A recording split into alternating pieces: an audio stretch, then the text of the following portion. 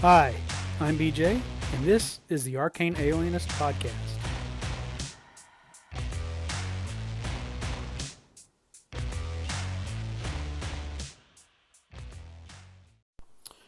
Hello, everybody. It's been a week and a half, 2 weeks since my last episode. I don't know. It's been too long. my recording schedule's gotten thrown off lately between some just all kinds of real life stuff, getting busy at work, and all kinds of other things going on with family and friends. And it's summer; everybody's trying to spend time together. And anyway, uh, I'm not here to podcast about my personal life. I'm here to podcast about my hobby. So no bad news, nothing anybody needs to worry about. Just life is life. You know, sometimes real life gets in the way of the fantasy worlds that people like me would rather spend all of our time in. Anyway, on today's episode, I've got some recaps from the Pathfinder 2nd edition games I've been playing in. And that's all I got. I don't have any unboxings. I don't have any recent calls. I imagine the calls have dropped off because I haven't been putting out as many episodes. So hopefully we'll start to hear maybe some familiar voices calling in, and who knows, maybe some new voices calling in. So anyway, that's what we've got on tap today. Some Pathfinder recaps. But first, let's talk about, well, I'm not going to talk about Cerebrivore. I'm going to let you listen to the famous John Allen Large talk about Cerebrivore, and then I'll be right back. We've all heard the solo podcasts, we know the names of the legendary anchorites, but now the Hydra of Discord, the polyphony of podcasting quarrels, joined together into a single podcast, Cerebrivore, a bi-weekly show where a rotating cast of podcasters discuss a variety of tabletop role-playing topics. Cerebrivore, it'll devour your mind.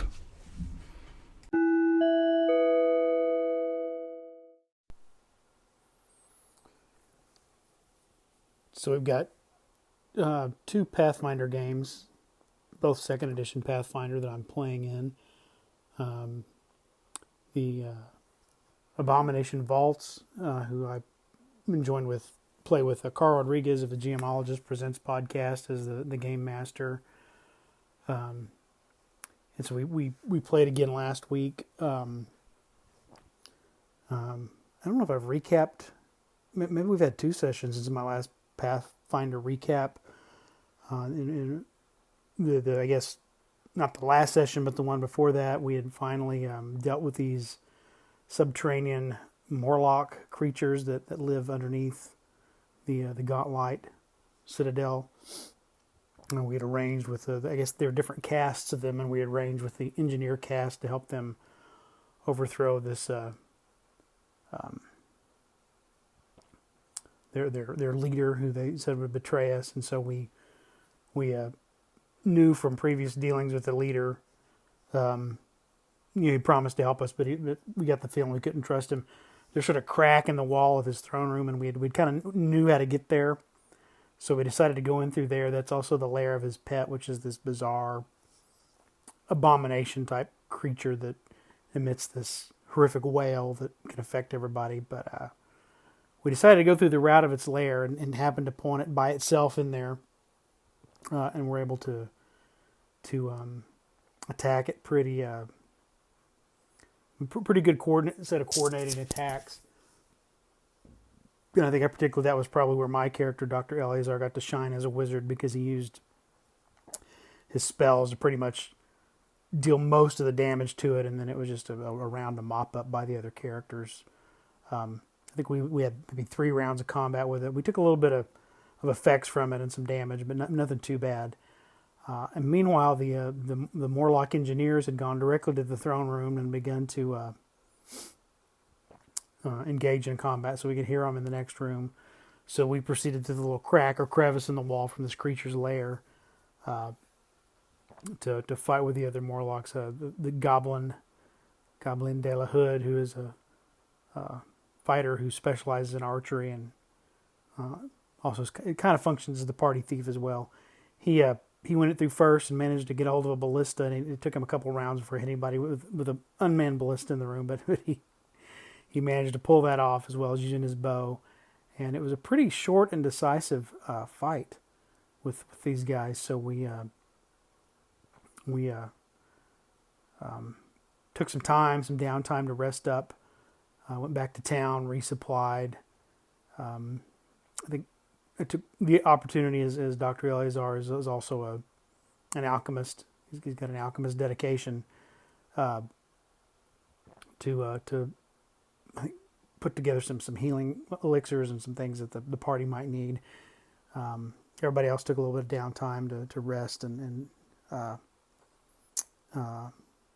paladin in the group, the dwarven paladin, is also kind of a crafter, so he was able to transfer some runes between magic items and enchant some items for us. And then we went back and we were going to go down into the next level below where the Morlocks live, which they have warned us is full of ghouls, but it's actually where the library is for this ruined citadel. So we encountered some ghouls. We encountered an air elemental was the first thing, some kind of bizarre elemental. But then we fought our way past some ghouls and found into the library itself. The ghouls are wearing robes. We kind of wondered if maybe they were the former librarians, but it seems more like they were cultists. And again, we got into a pretty good pace of letting Cormac the paladin go up front, and then everybody kind of coming in behind him with ranged attacks and spells. So we managed to be pretty effective at that.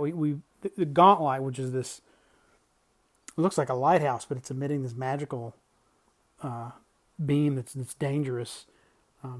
We climbed to the top of it way back and found the source of the light was not there. It went all the way down the tower. So in each level we've gone to, we see where the beam is going further and further down into the sublayers below this ruin. But even here now we're on the the third level of the dungeon, so to speak, which is 2 levels underground.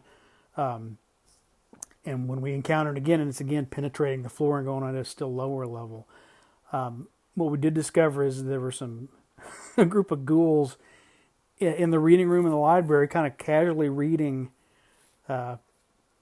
books and then feasting on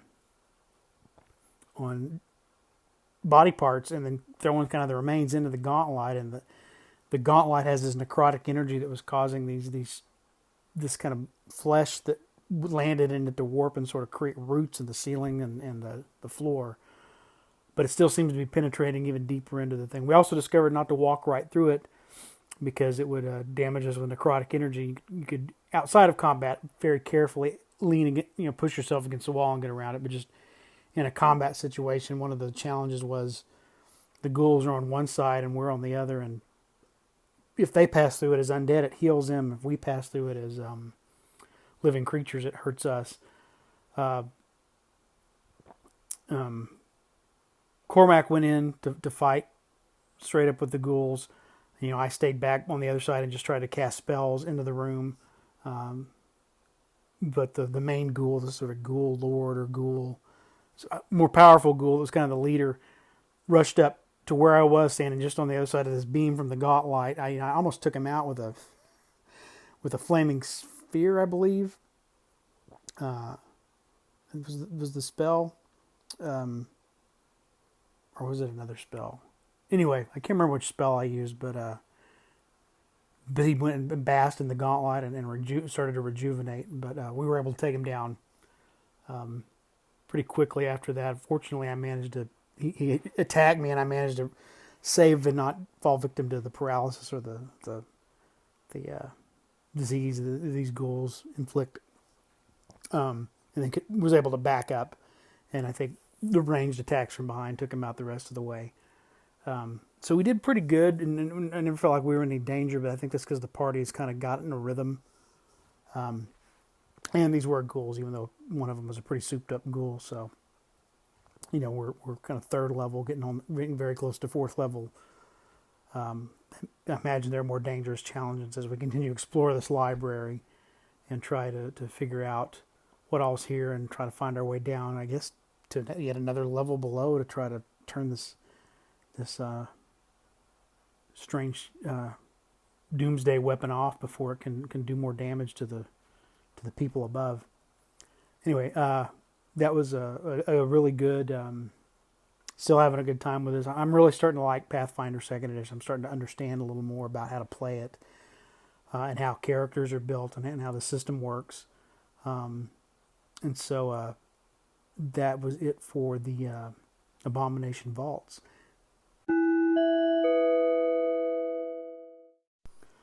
The second game is we are in Age of Ashes. We finished the first book, and are now into the second volume for the Age of Ashes Adventure Path. This is with my local friends that I've been playing. I say local, I mean we're still playing online because we're kind of spread out.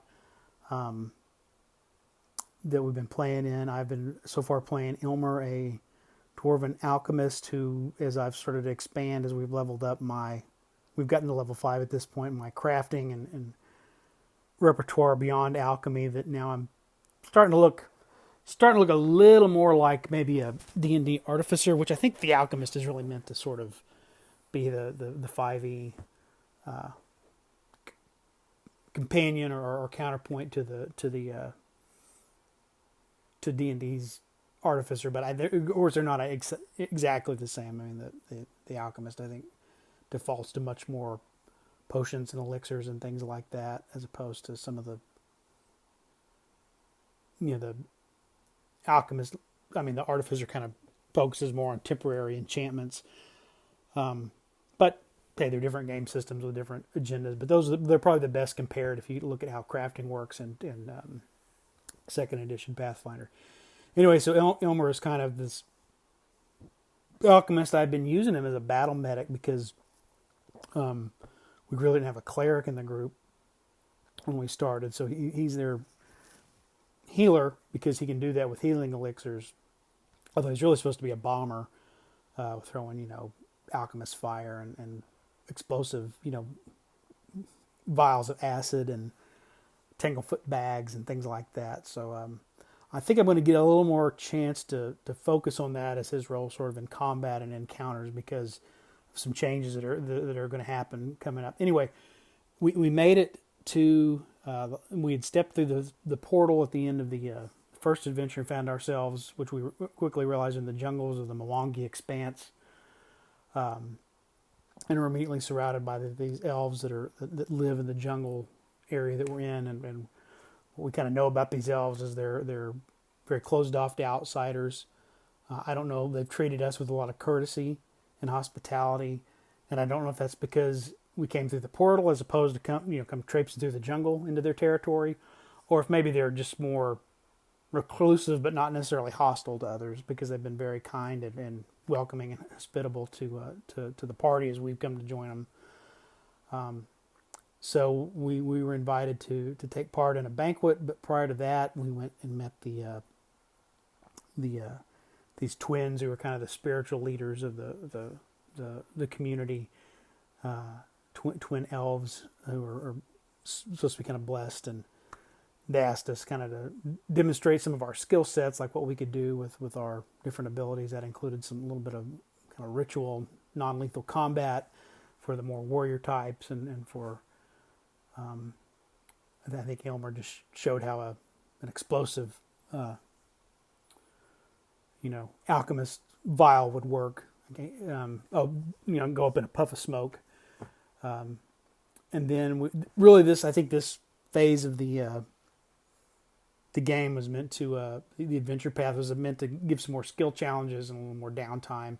So we also joined a hunting party in the hunt down in the forest and it was all rolling skill checks. There were no combat in any of this. It was all role-playing and skill checks. But it did earn us up. There were several things we were able to take part in that got us enough XP to get us up to 5th level before we set off on the adventure proper. And so that's what we spent one session doing, was just like walking around and interacting with NPCs and getting involved and using skills to join the elves in different things they were doing. And then I guess we'll pick up next time with the feast. What happened in the meantime, and we played tonight but didn't get to the feast, was because we for various reasons had players drop out. So now there's only 2 of us left to play. And we also know we're going to have a brief hiatus because our game master is going to be relocating to another state in August, so we may have a few weeks of disruption while he gets settled in.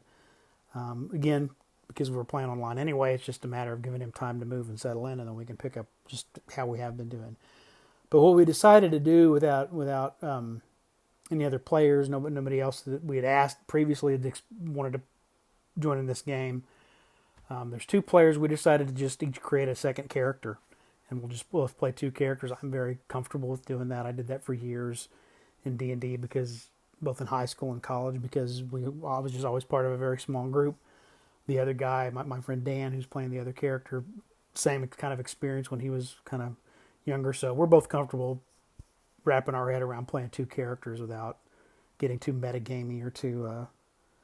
It's not hard. I think we'll be okay. So tonight we just made new characters. Elmer. Now that it's down to just the 2 of us, he's actually the only original party member left.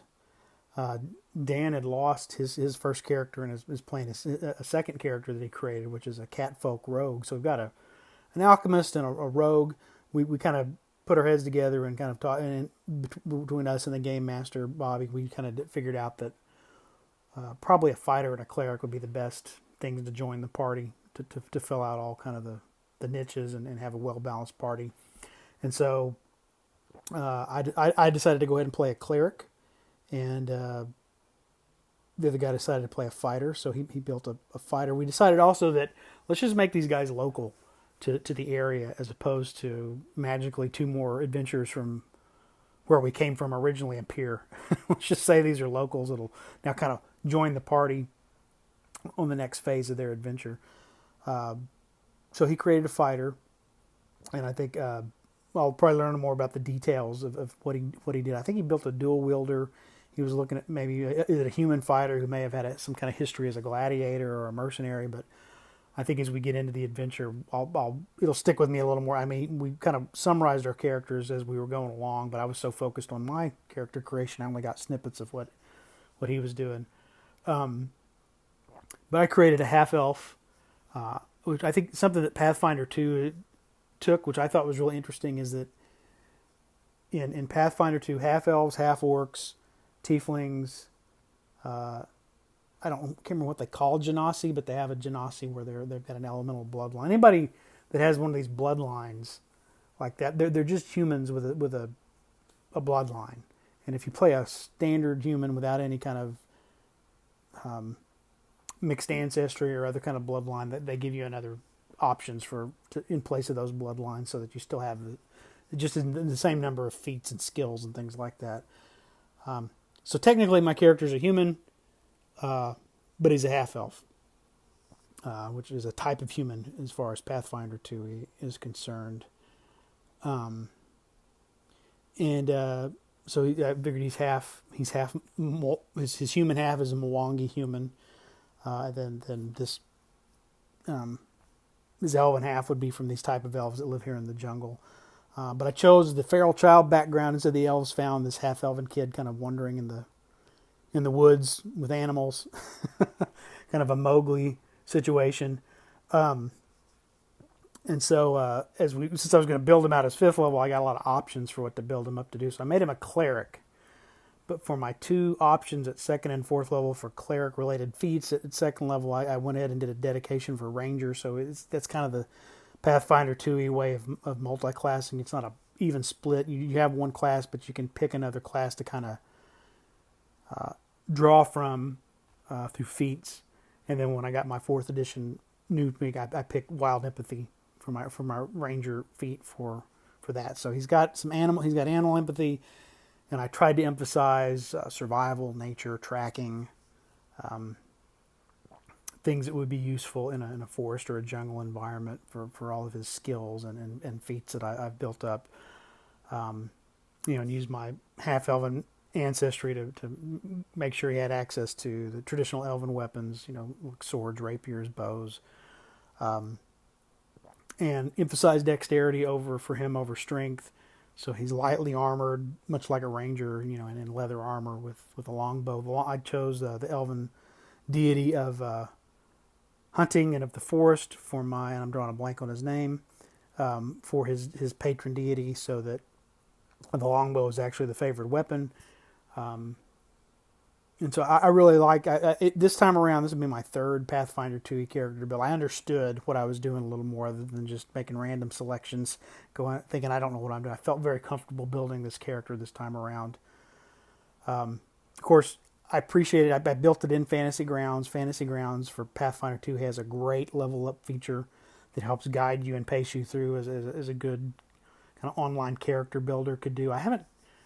With my 5th edition games, we've always done that in D&D Beyond, and I'm I've just sort of set them up in Fantasy Grounds for people. But I'm thinking 5e D&D may have a similar thing where it has the character builder where you can level up your character and it'll step you through things. I think they've added that since when we started with it way back. So we should probably give that a second try instead of having to use 2 different resources online to manage characters for D&D. I'll put a pin in that and come back to it.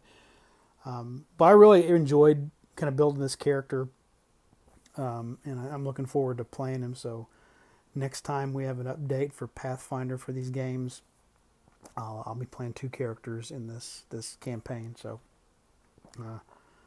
we'll see where that leads. Anyway, that is the latest on the Age of Ashes. Okay, that's the show. So I'm going to get out of here, but I will try to. I know I've spaced out. I haven't done as many. There's been large spaces of time between episodes recently. I'm going to try to get back to doing, hopefully shooting for 1 a week. I think that's a good kind of with my schedule, and I think I've got the kind of activities I've got. I can go back and forth between updates on the games I'm playing in, particularly Pathfinder as a player. My 5e game as a DM, and my Old School Essentials games that I'm running as DM, and then intersperse that with hopefully get back to some more world building and other kind of ideas, things like that. I've got a couple of things I'd like to review, but I really want to give them a deep, thorough read before I do episodes on other role-playing games, particularly Coyote and Crow, which has... if you're not familiar, feel free to go and check it out. Don't wait on my review for when and if it comes. But Coyote and Crow is a science fantasy role-playing game set in an alternative future where the Western Hemisphere was never colonized and the indigenous people developed their own advanced mathematics, science, engineering, things like that. So it's got the science fantasy thing, but also has a very different. It's been written and developed almost exclusively by American Indian creators, game designers, artists, writers, and things like that. So it's got a very different. Invites you to look at science fantasy from a very different worldview than you would typically get in Western fiction. Yeah, I want to take the time to really read it thoroughly and give it the review that it deserves, because it may be sort of brand new territory for a lot of listeners, and of course it's wonderful for me being a person of 2 cultures, one of those being Native American culture, Cherokee culture specifically, that it is very nice and very refreshing and very exciting for me, and I'm eager to share with everybody else, but I want to make sure I do right by it. So. But anyway, I'll try to get back, like I said, to weekly broadcasts. Thank you so much for listening, and be sure and check out Cerebrivore as well. We've got weekly episodes coming out every Friday morning, so take care out there.